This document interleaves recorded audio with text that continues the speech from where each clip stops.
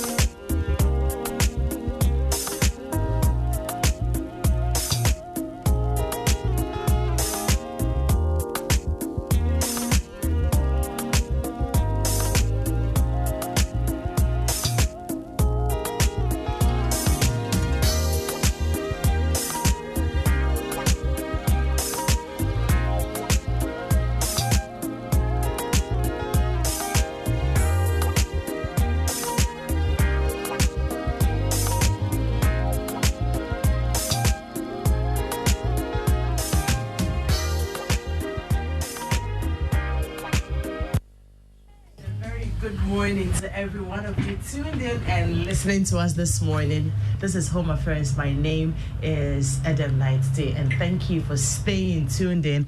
I am actually looking forward to this inspirational conversation. I know you have what you want to achieve this year, but quite often you start and then some way, somehow it falls through and you're wondering, why didn't I take it to the end? Why didn't it happen? Did I not persevere enough? Was I not challenged enough? Were the obstacles too huge to surmount? What really could have been the challenge? And there are times that by the time the year is ending, you're looking back and you're asking yourself, what have I done again? And quite often when it happens that way for too long, you realize that you don't even have any expectations going into the new year again, and you're just there, you know. But we want to do something very different, just so whatever it is that you have decided to do, you'll know that it takes some nuggets to be able to do them and achieve them. So we're going to have very interesting conversations, real life conversations, just to be able to inspire you. Now, one of those, we're going to have conversations, various aspects of, life, marriage and all. But this morning we're starting with Auntie Mary, that's how I call her, Mrs. Mary Amwa Kuffour, and her daughter, Nanaya. We're going to tell their story. If I am not lying, I think the first time I met Auntie Mary was about 9 or 10 years ago when I was producing Ultimate Health with Notedwa. Hopefully we'll get him on the line to put in a few words. And when I was producing him, and that was meeting her was my very first time of having a personal encounter with somebody who is raising a child with, disability of some sort. You hear about them, you read about them, you watch on TV, you see some of these children around, you see how frustrated some parents are. But meeting Auntie Mary was my my closest encounter with such a situation. And I kept wondering, hey, how do you even cope? Because when you have a child who doesn't even have any impairment, right? Sometimes it's so difficult to take care of them in their childhood. And then you have one who, let me just say that is not aligned. And you are encountering it also for the first time and you're very confused. I remember that day when we finished, Notte was like, Adam, we need to get Mary somewhere to go and get a massage just to relax or get a weekend stay somewhere. I've forgotten. I don't know whether we did or not. But we did. It won't be bad. We did, right? Yes, because you feel like she really needed it. Her life had to be put on hold and everything. I remember one day she said, sometimes I just walk away from everything, just go and walk on the streets and get fresh air. Yes. There are times that for nothing I get attacked by my daughter and I don't know what to do and all that. But today, right, that story is a very beautiful, inspirational story. If you follow her, I follow her on Facebook, My Journey with Autism, right? Yes. Just, get on her page and you will see how she has turned this obstacle into a whole community, inspiring people. And when I see other mothers who have children with disabilities and they come and go like, this is my problem, what do I do? This is it, what do I do? And I'm like, I'm sure these people feel like this woman has it all together and she doesn't have any problems anymore. And that's the story we want to tell so that you're challenged. Yesterday I asked, what's your story? What's holding you back? Maybe by the time you finish hearing Auntie Mary's story, you will realize that you probably are shortchanging yourself. And I am here with my pen and my paper to take notes so that I fuse whatever it is that I will be learning here this morning into the things that I have also planned to achieve this year. And so come on this journey with us. Auntie Mary, good morning. You're welcome. Good morning. Good to see you. It's good to see you. It's been so long. You're looking so good. Thank you. Yay. Thank you so much. Nanaya's beautiful mom. And she's such a beautiful and adorable girl. Oh, glory to God. It's been a journey. Yes. You can also go on to Auntie Mary's page, My Journey with Autism, and have a look at the beautiful Nanaya. She's 20 years now. Yes, in 3 months. She's turning 20. In 3 months. Yes. Wow. Oh, so this is what I'm seeing on the page is build up to the birthday. Yes, something glorious. Something glorious is about to happen. Build up, no. Yes. Wow. Great, Auntie Mary. So let's start this. And like I told you, we want to tell it from the point of view of inspiration, right? So 20 years ago, almost 20 years ago, you had a baby. Yes. And did you have some children before Nanaya? Yes, so I have 2 boys. Okay. Yes. And they are perfectly okay? Perfectly okay, neurotypical, so there's no problem at all. Great. Life was good. Good. And so, did you realize you're pregnant with a girl? Yes. You did your scans? Yes. Okay. And I remember that day so well as I, sit here. When I was told, it's a girl. Oh, wow. This happened at Tetekwashi Memorial Hospital. Okay.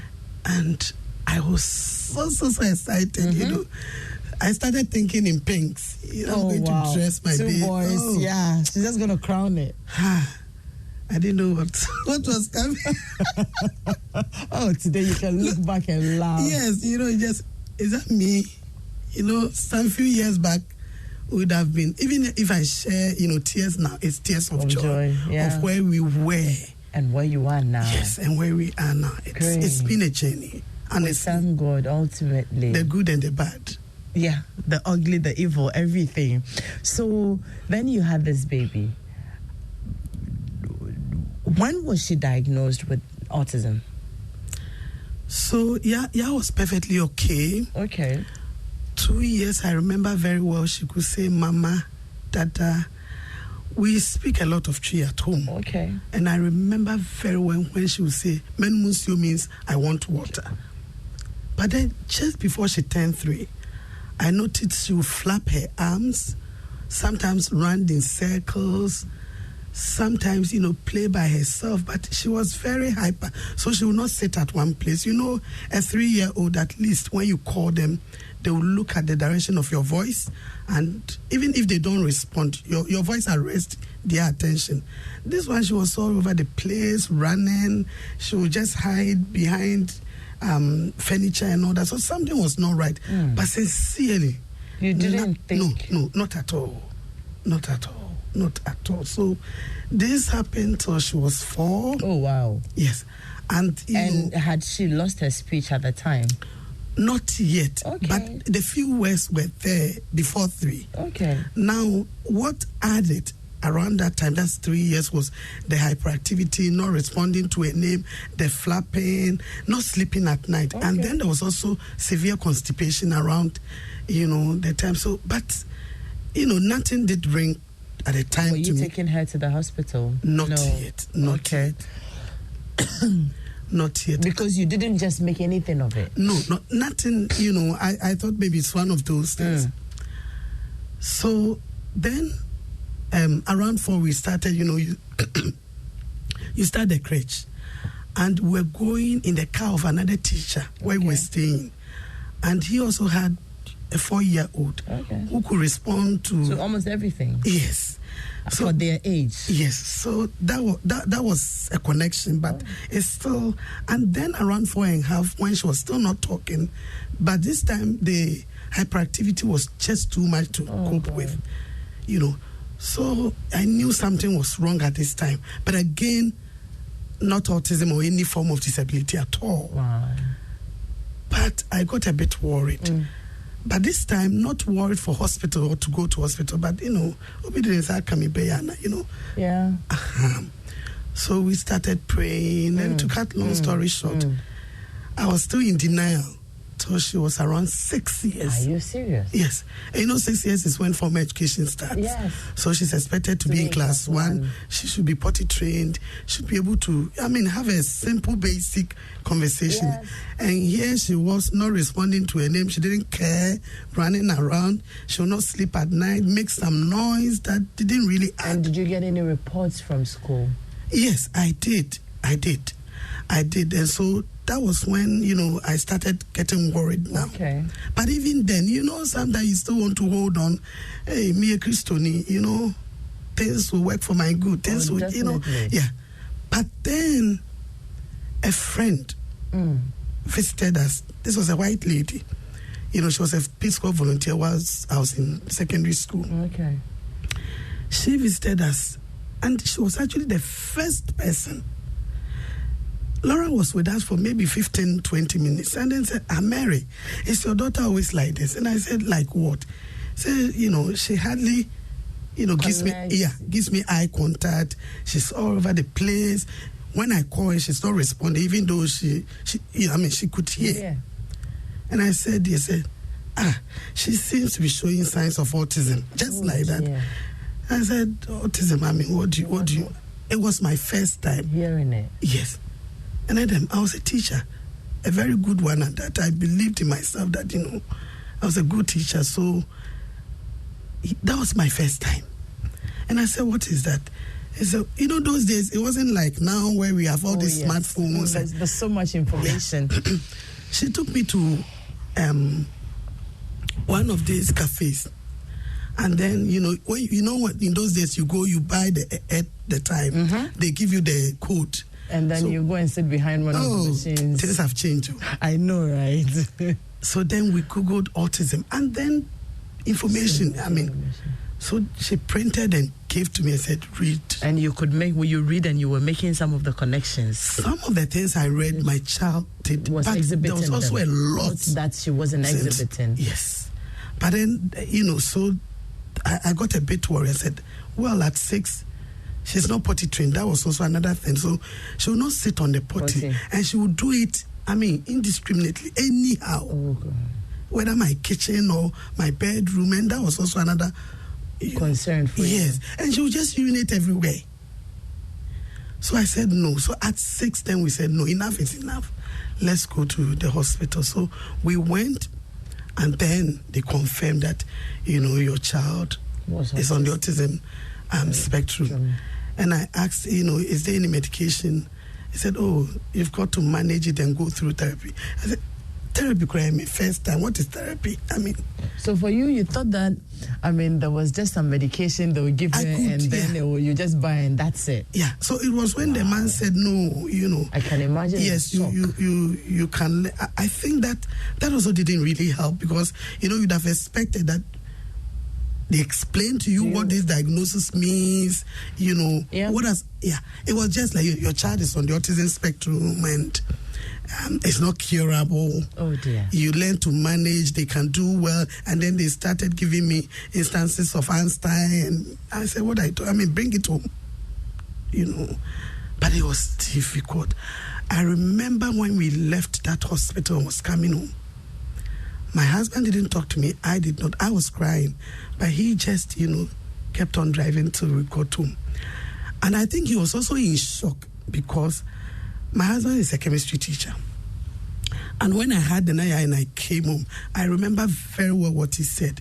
He said, look, Nanaya, you're going to be the best chemist in Ghana. Oh, okay. And he had actually bought this chemistry, you know, set, was going to teach here. And here you are, somebody telling you your child is autistic. Yes. So they may talk or may not. They may need support for the rest of their lives or not, depending on where they are on the spectrum. And this is even a spectrum I don't even understand. So that was it. So for him, he was just quiet and just did, you know, kind of maybe cut off a little bit. It was difficult because I think in his mind, and you know, it takes a bit of time for men, you know, emotionally, for things to really see. For a woman, you know, I started with prayers. So pastors, you know. And then it was difficult. If I tell you some of the things I did in those days, you won't believe it. Tell us some. That's the essence of this conversation. So that when you see Nanaya today, you know that Nanaya didn't just become an influencer and a brand ambassador modeling things all over. Look, I look at her and I go like, whoever would think that this child has any challenge at all? So, you know, you have done so well. Are you cool? Oh, glory to God, I'll say that. But, you know, then I started silently, you know, women, you take things and then you want to see what exactly would this lead me. So I said, somebody would say, oh, go here, go. In fact, I went to see a lot of pastors, not the good ones. You know, sometimes you want this instant cure. So, and when you are frustrated, you do anything. One of those visits, I was asked to go to Techiman. Techiman is in the Brunaf region. Is it Bono region now? And I was to go and fetch water from a particular river.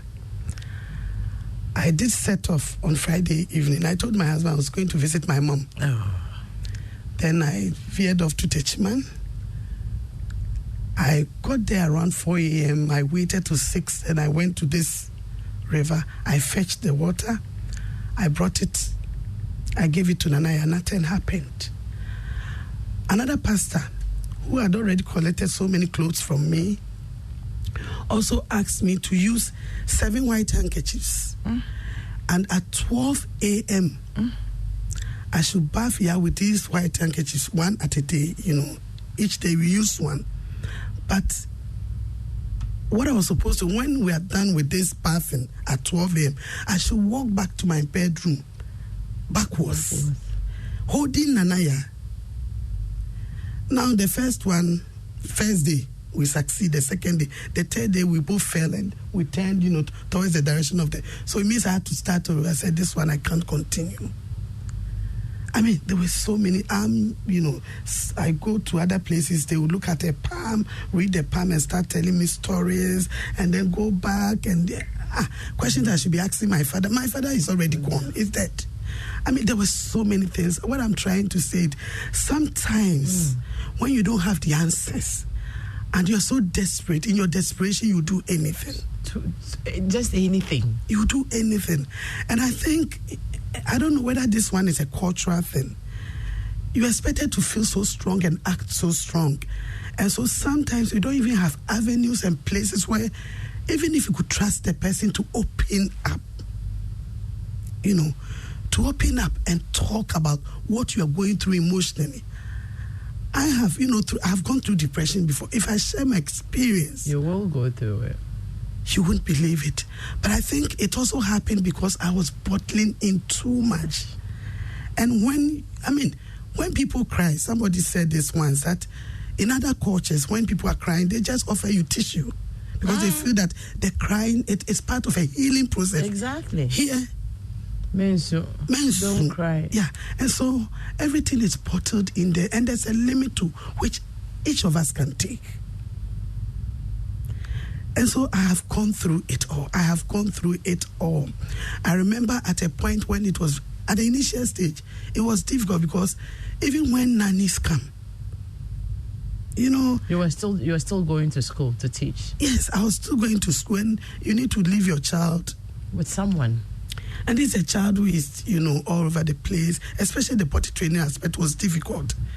If she's just doing it on herself anywhere, and nobody wants to clean the poo of a 6-year-old. And frustrating. It's very so. Even nannies will come and they'll just leave because they don't feel very comfortable. And I think we are not also, we don't do what we call full disclosure. So when a person is in your house, you tell them this is, how many of us get nanny and say, my child is A, B, C, D, especially if you have any form of, you don't. So they find out for themselves, and this is not what they expect. And like you said, in our culture, some of these things you say them, and people start looking at. Your family is marked. Hey, maybe they have done something. Maybe it's witchcraft or something. All of those things usually would come up.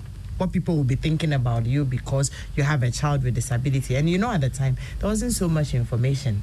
And so it's one of the reasons people are also afraid to say that I am telling a total stranger what my family is going through. You won't blame people too much, but now thankfully there's so much information, and people know quite a bit about these challenges. Yeah. And you have added to the world of information there is. We'll get to that. Yeah.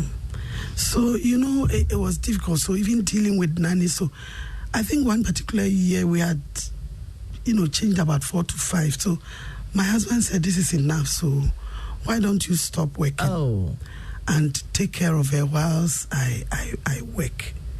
In my head, I also asked, why not the other way around? You stay home, let me go. So then I stopped working. And I stayed home with her. It was difficult. When was this? This was when she was around, I think, 8 or so. So that's like 12 years ago. Yes. And you haven't gone back to work ever since? No. Well, I did, I changed. Everything changed then. But then I stayed home, and it was so difficult because then you get up, you are watching African movies, and your child is, it's just not enough also staying home, but you also have enough training, enough to handle this child. Because it's okay to love the child, it's okay to, want to do things for the child, but you need some level of training as a parent, because for autism, for instance, there's a lot that you, the parent, you can need do. to learn and know. And then there's also the issue of denial. Like I said, before 6 years, I was still in denial. Just like somebody shared with me yesterday, Auntie Mary, I've waited for 15 years to have this child. Now this child comes and is diagnosed with autism. Why would God fail me this way? And when these things happen to you, you don't just get up and open up as well. You go through the process. And as denial and process, acceptance, it's a whole process. It doesn't happen overnight. So I keep telling parents, it's okay, to sit there, to blame yourself, to cry, to ask God why. But then at a point, you need to get up and do something. I always say that if you say this child is going through a lot, life is difficult, or even if you tell yourself that, how much more this child, whom the world knows little about. I've heard stories of in-laws telling, the woman in question who has a child with, because you didn't push and you had CS. CS. Parents hear these things. I think she thought she was self. She said, Mary, when you go back to when you were a young girl. So somebody may have done something. No, or something, you dated somebody, and if that is the way God pays people, trust me, then there will only be a few. There won't be anybody. Anybody, But but lack of knowledge. And so sometimes there's all these, what society will say. I remember, even initially, I didn't want anybody to know. I taught at the school when we left, and then, I stopped working. Life was very difficult. My husband is a teacher, I'm a teacher. And depending on only one salary, that was difficult with 3 children. And one that needs special care. Oh, sister, and we haven't even spoken about the kind of care. So I started, going back to private schools, and it was difficult. And where were you leaving her? No, at that time we had also gotten another person who came in. Okay. Yes, so I could go but it was still difficult. And when you are being asked to even go to hospital, this child will not cooperate. Even at that young age? Oh. So sometimes even it becomes nuisance to even go, because she will not allow people to touch her. You want to examine her, she will not allow, and she's not talking. Everything you have to imagine and assume, and so it was very difficult. Finally, I came to terms with it, but it took a lot of years. And this is where sometimes it's so important to find what we call parent support group, a like-minded tribe that understands your challenges. Because Adam, no matter how much I explain and tell you, the challenges I've gone through, and I still, even though we've come a long way, there's still so much ahead of us that needs to be done. You will not really understand it.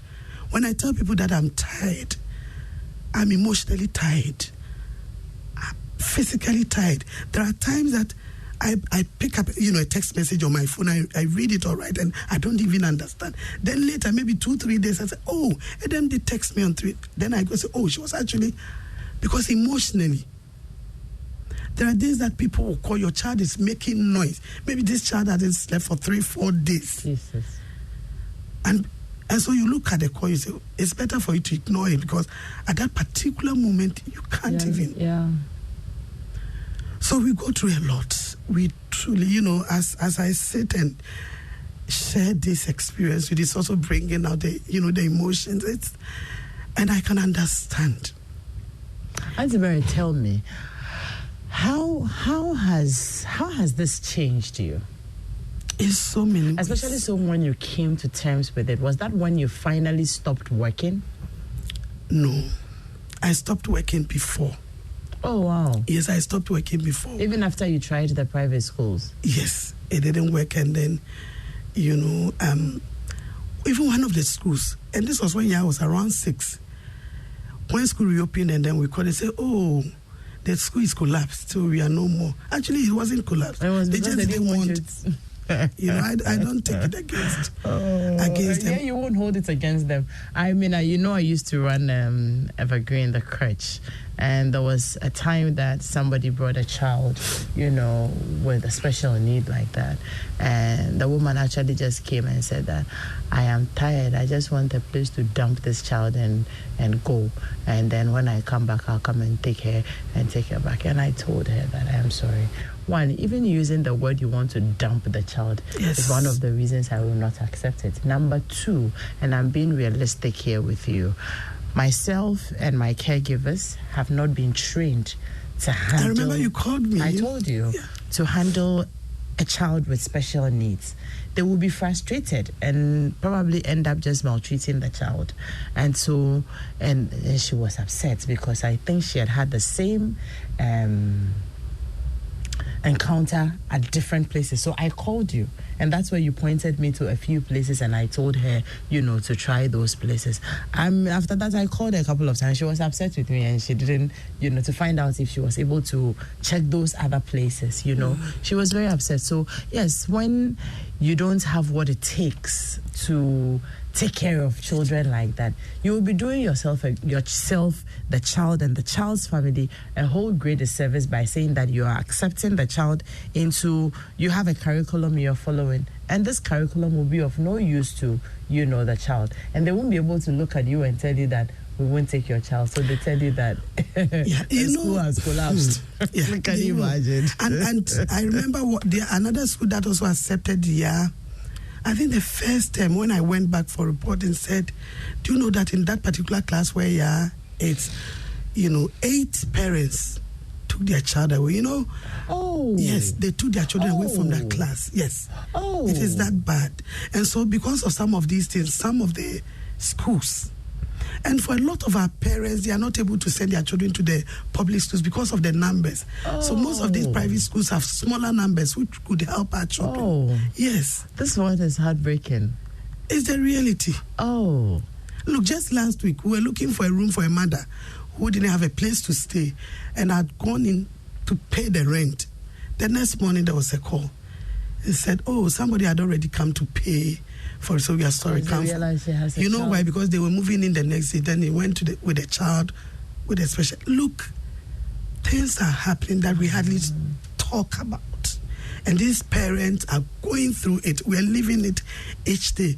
When you can afford therapy, I think somehow it makes it a bit easier. Auntie Mary, it's been so you came to terms with this at age what? Around 6, 7 thereabout. Yeah.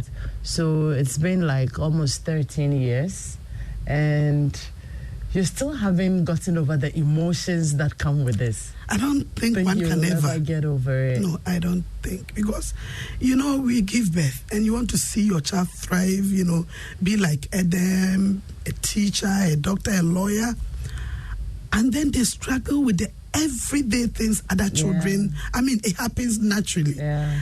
So it's getting to 20 years. I have to supervise her bathing. When she's in her menses, I have to be there to make sure that, she's clean, good grooming and all that. She's checked. Sometimes she's not even aware that she's menstruating. She'll just hold my hand and, point there and say, change me, like blood is coming. That kind of thing. And even at the beginning when she was menstruating, and she started menstruating at 9 years. Oh. At a time when she was not potty trained. Oh. Yes. She was not potty trained. She started menstruating. That was a double blow to me. When I saw the blood at first, I thought maybe BB nature, there was a cut or something. Then only to realize that I said, God, you can't do this to me. Oh. Yes. And then she had a lot of sensory issues, which we'll speak about. Most of our children have sensory issues. And so I brought the sanitary pad. You put it there, she takes it out. She doesn't even understand what is happening to her body. And for 7 days, everything in my house was stained with blood. Oh. And that was a breaking point for me. We moved. I remember I went on the internet and then in parent groups and I asked, what do you do, to prepare a child who is menstruating and does not even understand their own body? Daniela, please get us tissue. Auntie Mary needs tissue. And then, get us tissue, please. And then, the parents, and I mean, they will share so much with you.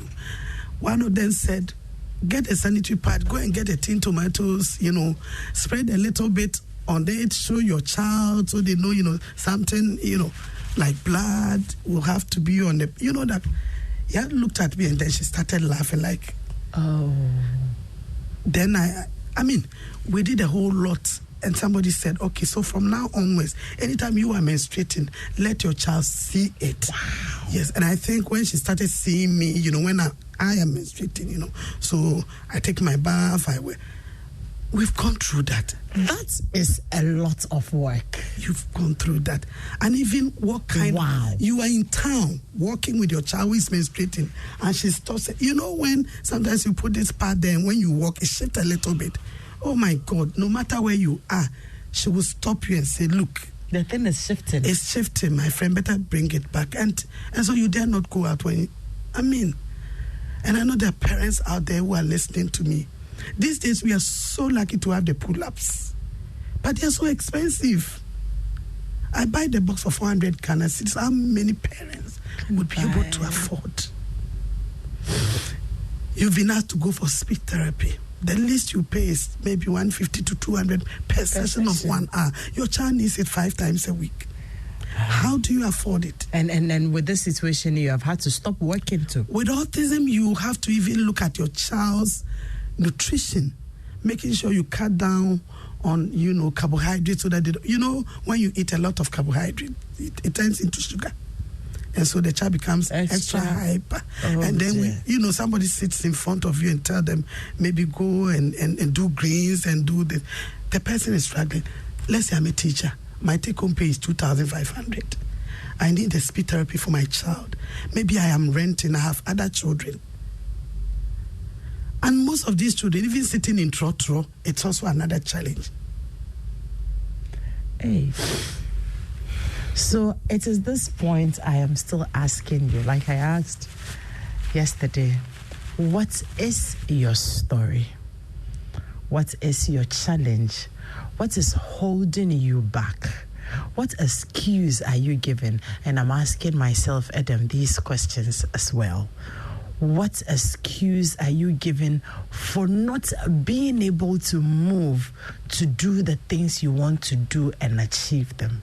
Here's a mother who has had to teach her child how to use sanitary pads by exposing her own self to her child before this child is able to even understand what it means to wear sanitary pads in your menses. At age 9, child doesn't even understand or is potty trained because, she wouldn't lend herself to it. Yeah. And still persevering. And today, we're here telling the story. Auntie Mary has still not gotten over this. Right now, she's a champion, right? She's helping other parents, renting rooms for other parents, leading a lot of work on autism and Down syndrome and children with different disabilities and impairments. Like, she's all over the place, but still dealing with her own issues. So again, I ask, if this year you have your plans, is it this bad? Why are you not achieving them? You're there and you're probably expecting the world from somebody else. Somebody has to do it for me. Somebody has to place me on that pedestal.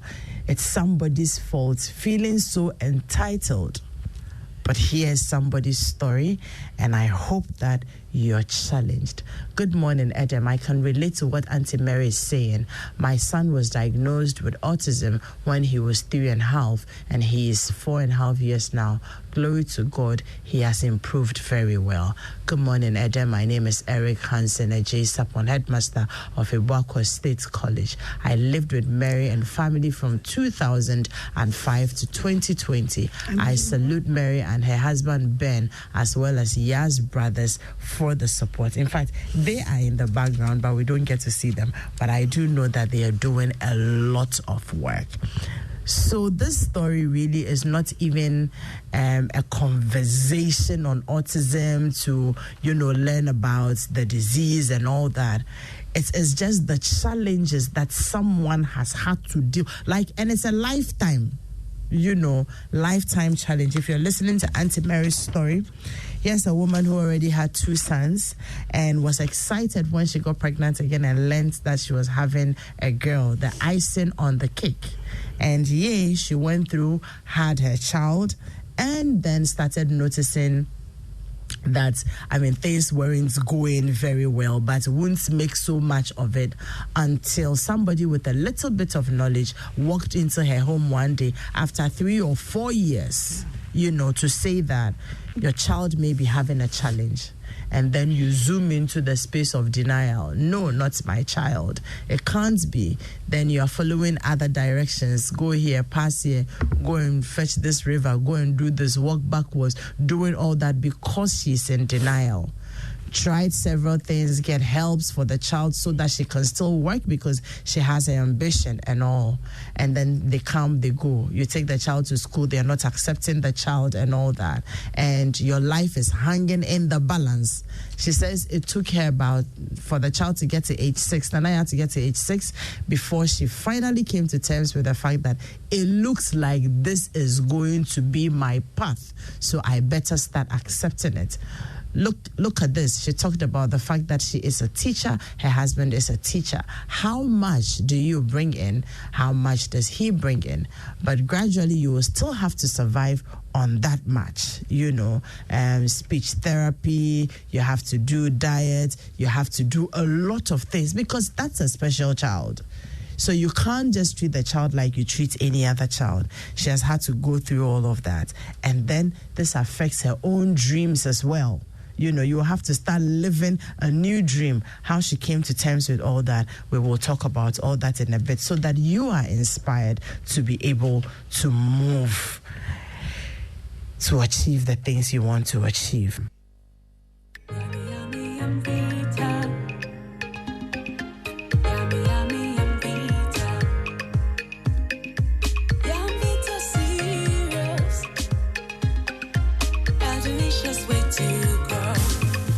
Vita is fortified with Nutri-V, which contains 16 essential vitamins and minerals, including zinc, calcium, and iron for your baby's healthy growth.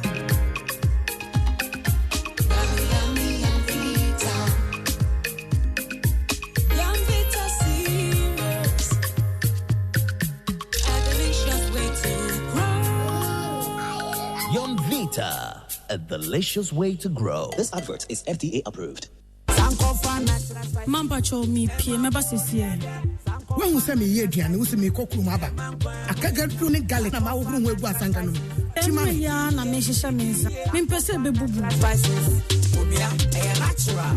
Eno, na be dintina, abena wemu na enyim da. Mankasa no ho. Me so ontru akaga tru na garlic nfa mam. Na wemu na enyim da me yo. Na tiwala ndem so.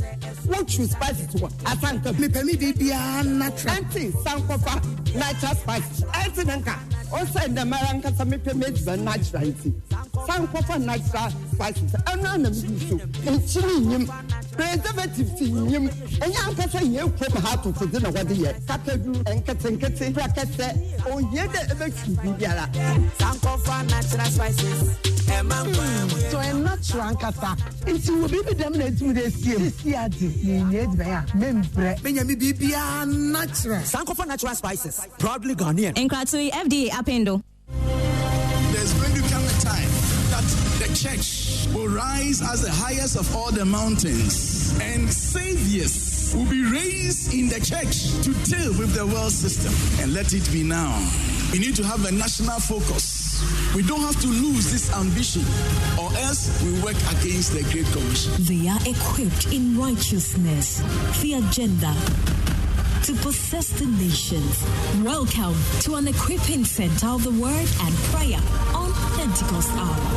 Pentecost Hour comes to you on Joy 99.7 FM, 1:30 p.m. every Sunday.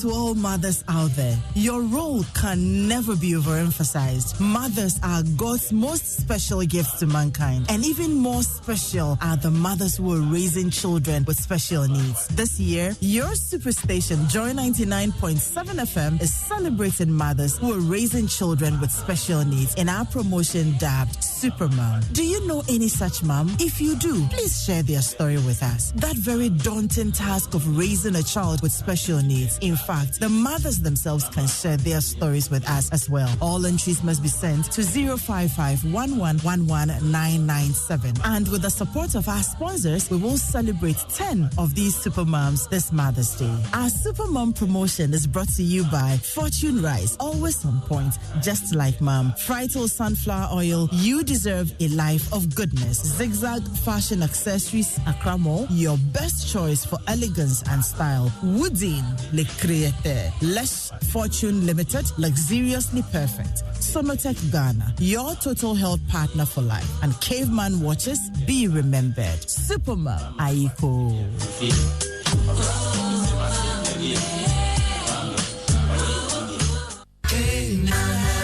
Your beautiful mother is an epitome of grace, strength, and unconditional love. So give her the best gift ever this Mother's Day. From now till 14th May, visit Woodine retail shops and partner shops and get your mom a range of beautiful fabrics and stylish ladies' wear to complement her unique style. Celebrate your mom with Woodine and receive an amazing gift to make her day unforgettable. T's and C's apply. Woodine, le créateur.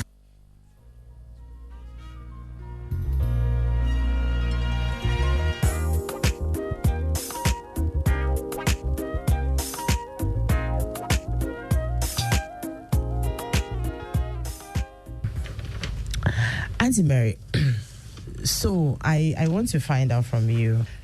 So you have had to go through all of these, stop work, and then YA became your full-time project? Yes.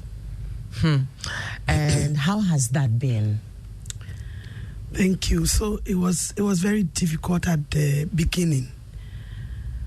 You know, I've been a very active person, working, social butterfly, you know, all over the place, and then all of a sudden your life changes right in front of you. And then this child you dreamed of, wanting to show off, Oh dear. you are told But you're that, still showing her off well, in very beautiful ways. you know, so everything changed. But then something amazing happened when I came to terms that this is my reality. I need to do something about it. I cannot sit at one place for long. So that also happened because I was able to talk to parents who had been on that road at the time. So Auntie Sewa of the Autism Awareness Care Training Center was one of the people that I spoke to, and a few other people. And then being in parent groups that had children like myself was, so every day I would just go in those groups and I'll ask questions, I'll take videos. I mean, sometimes you know how, you know, they'll can say, okay, now you can show this, you can show this, so just delete the video. But I was desperate. I needed answers. And a lot of the things we were asked to do, we didn't have the money. So I remember 2 years after staying home, I started to even do something to support, because buying diapers, taking your child for therapy, you know, taking drop scenes in and out. Now we have the luxury of Uber and Bolt and all that. It was difficult, so I started selling bed sheets. I remember, you know, I've been out from teaching because I had to stop. The first bill I bought, when we opened, everything in was just junk. Oh dear. I said, God, what is this? The little money I've saved to start something, that went away. Then I started selling groundnut paste. I would go to Techiman and buy the groundnut in packs, bring it out. And you know, at night, between 8 to 10, you know, at night, I would sit there and, is it roasting? You roast it? Yes, a bag. Then the next morning, I'll get a taxi and go to Malata Market, sit there for them to just, you know, do the grind. I just want to make sure they don't add water so it doesn't go bad when you bring it. I was stood. Then I went to Top Industry, got the bottles, and I did my own labeling with my number on it. So I started, you know, selling the groundnut paste. I did everything from the designing on the bottles, the plastic containers. So I have the 5 CDs, the 2 CDs, 50 pesos. So I'll take about 30, and I'll walk from Achimota police station. You know, the women that sell things on by the roadside. So I give you 5, maybe 5 containers. I say, okay, when you sell all the 5, you take money for one, I take the 4. So by the time I come back the following week, I did a lot just to survive and support. And to make time. Yes. At the same time, I was also reading. So, I mean, in one of the groups I put there, I really want to get trained because I want to help potty train this child. And, you know, with autism, sometimes also, no matter the level of therapy and all that, sometimes with some of the children, progress will happen when they have to happen. You just have to do what you have to, waiting for that time. And it looks like that has been your story. Yes. So sometimes you do 50 things and you get only one progress out of it. It is okay. Just do something. Don't sit at one place, because early intervention is key. So the story started changing when you accepted your situation. Yes. And then you found support. I found support. Support groups. Yes. And, you were reading around it and all that, just so you were armed with information. Then your life had to take a different course by trying different things just to also survive. But I work with our word, you remember before. So I opted to work with a center that was supporting children like Nanaya. And I worked with them for almost 12 years. Wow. Yes. I worked with them for almost, 10, 11. We will be wrapping up very soon, and I think that our point has, been made. Tell me about Nanaya now, her progress, and then we'll speak to Norte. So we've come a long way from not having eye contact, not waving, not saying a word, very hyperactive, not sleeping at night, having constipation, to now where she has so good attention. Even though we're still not there, she responds to a name promptly. She's singing the national anthem. And she says a lot of words now. And she likes to dress up. Oh, so well. And she speaks these words in context. That's also one thing. So our children may be saying some words, but they may not be in context. So they're saying maybe sit down, bye-bye, but at different, in different environment, which doesn't really bring out the meaning. She's saying a lot in context. We have a long way to go, but she's come a long way. One, because I moved from denial to acceptance. I did accept that something needs to be done. Now, when you're going through life challenges, your faith plays a role. I think we've been made to believe that as a Christian, or, whichever faith you find yourself in, everything will be good because you believed in God. What God will use to bring his glory out is not for you to decide. It's not for you to decide. If there's anything in my life that has brought me closer to God, is my experience with Nanaya. Great. If there's anything that has strengthened my own prayer life, if there's anything that has brought the best in me, it's what I've gone through with Nanaya. And they say that sometimes our struggles can fuel growth. Yes. The things that you go through, it can fuel growth. So we've come a long way. She's doing so well. It can actually fuel growth or, break you completely, depending on how you take it. And for you, it was from that point of acceptance. Acceptance, yeah. And then managing your expectations. Yes, even as I work through my own faith and ask God to turn things around for my good, I still have that belief that one day I'll wake up and everything is gone. But even as I wait for that miracle to happen, the little things that, is happening in her life, I do celebrate that each day, because then it shifts the focus from complaints to gratitude. And I think also that from what I see, looks like when you accepted it and decided that this is my path, let me find the best way to live it, you have had a lot of support also. A lot. Sometimes when you have challenge and you share, it's good. And God has brought a lot of people my way through what I've gone through with. Every day I wake up, I go into my inbox and there are maybe 50 to 100 messages of people who have found inspiration. It's okay to copy from what happens outside, but this is ours, in our own environment. Yes. Sometimes even as we speak to parents to,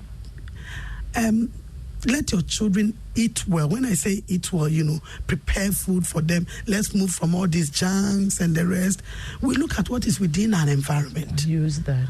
One time I went to the market and I sat with the women. I said, please teach me all these greens. And you'll be amazed how much knowledge market women have when it comes to our staple food. Do you feel fulfilled with the work you're doing now, not just for Nanaya, but realizing that you're supporting a whole lot of people?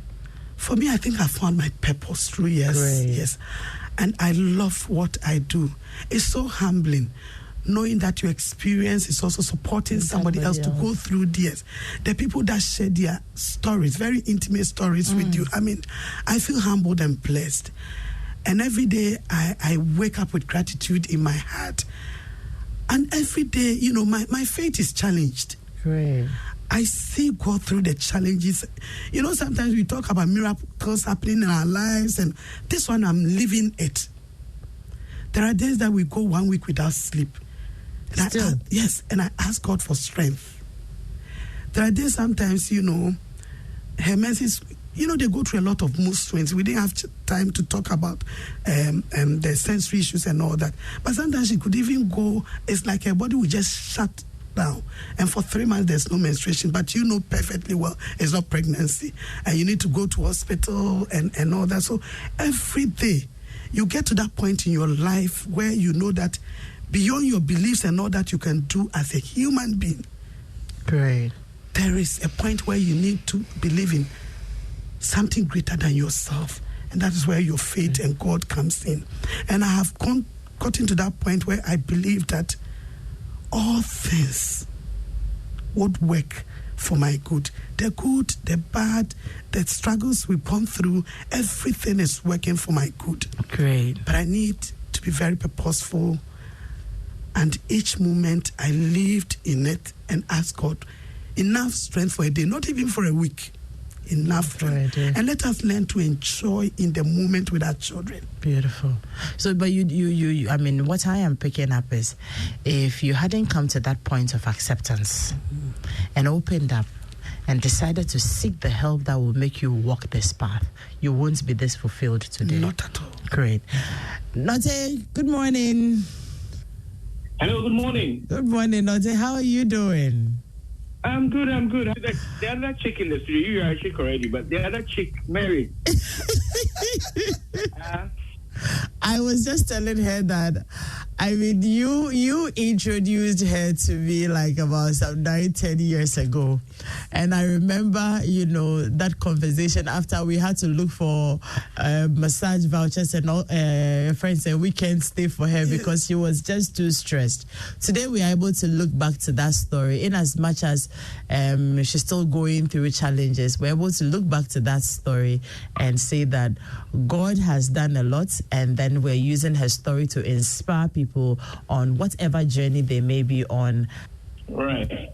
Great. Well, she's truly remarkable, truly blessed, and the wonderful thing about it is realizing your blessing, right?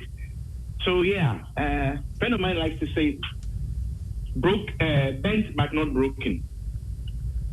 Bent but not broken. So she's gone through all the stages. She's able to not only go through them, but learn from them, profit from them.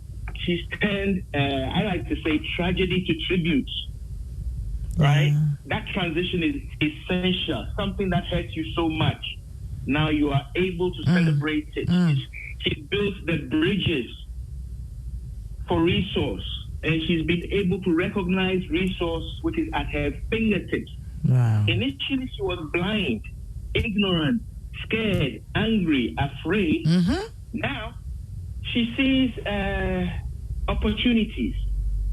Getting Nanaya all sorts of business contracts that I know, beyond right? What selling groundnut paste and other things, bed sheets, brodiwewu and all that. How could you have seen that before when you were blind, scared, afraid? So sitting before you, Eden, is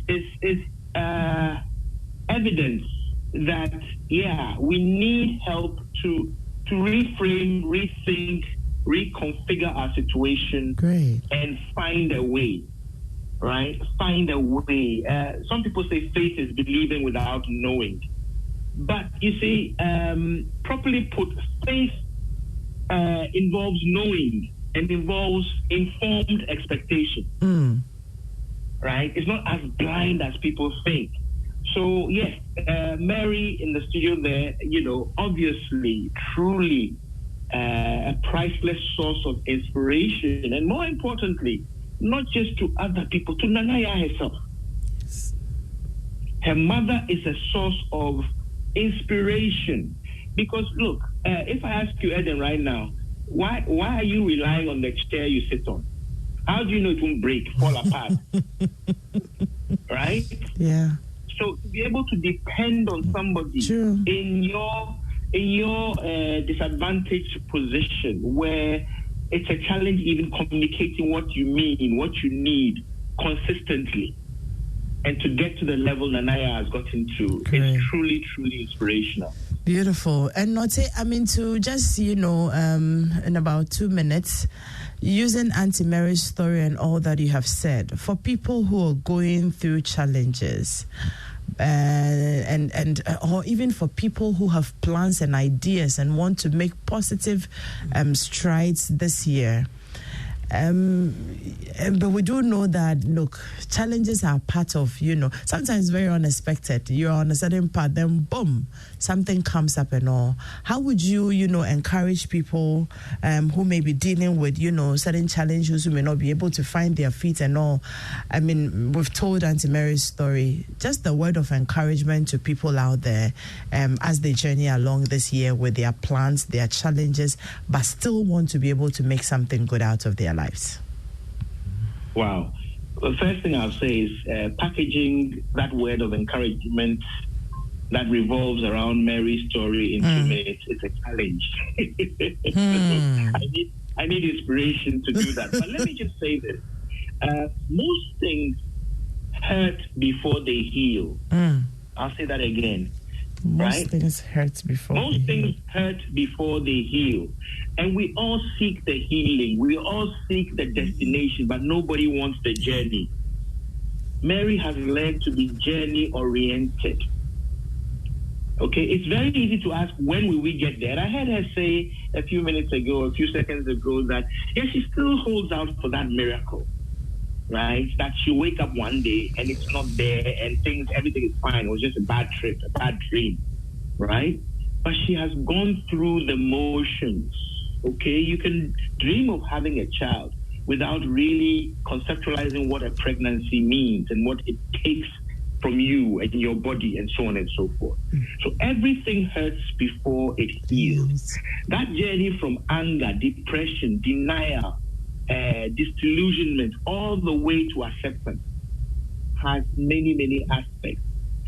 So she got to understand that, hey, I must measure and appreciate progress, change differently.